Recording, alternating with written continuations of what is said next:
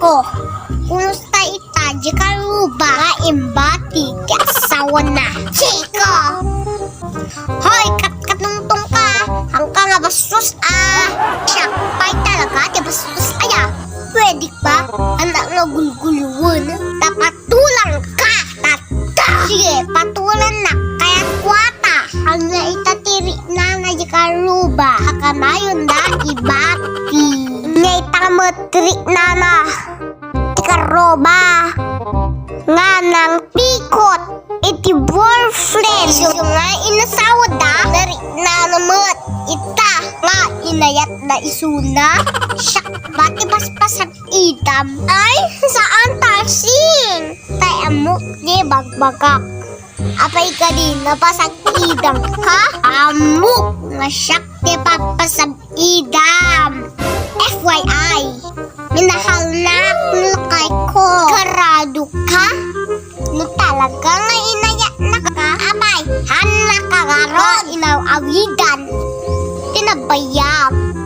Uray ta, padabulang nga pawpawitan na lakay ko. Kalsing, siguro talagang lungkot-lungkot ng buhay mo. Kaamin ka. Pagdiskitaham. Urahang naman excuse me. Masaya ako. Masaya. Salamat ka ang kangam-am mo. Ex-best friend, kilala kita. Mula ulo hanggang paa. Ay, saan? Hangan nila kay ko. Akin putot kinimeli. Amum.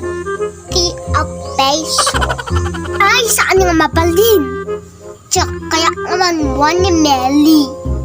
Nagkadsat dahil toksa. Esotek peso. Ngati kaya mo nga manyari ya.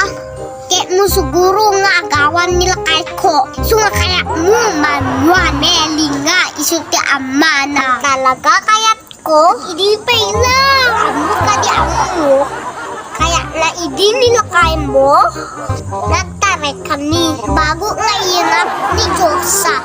Ang nagpaiswata, kasar kami idin. Apay nga di ka gdamagan. Tawag ma. Hanga masapulan. Pagkasang naguluan, di pamilya, nagkamatayan kayo. O agbuting nakidin, agbuting ka na talaga.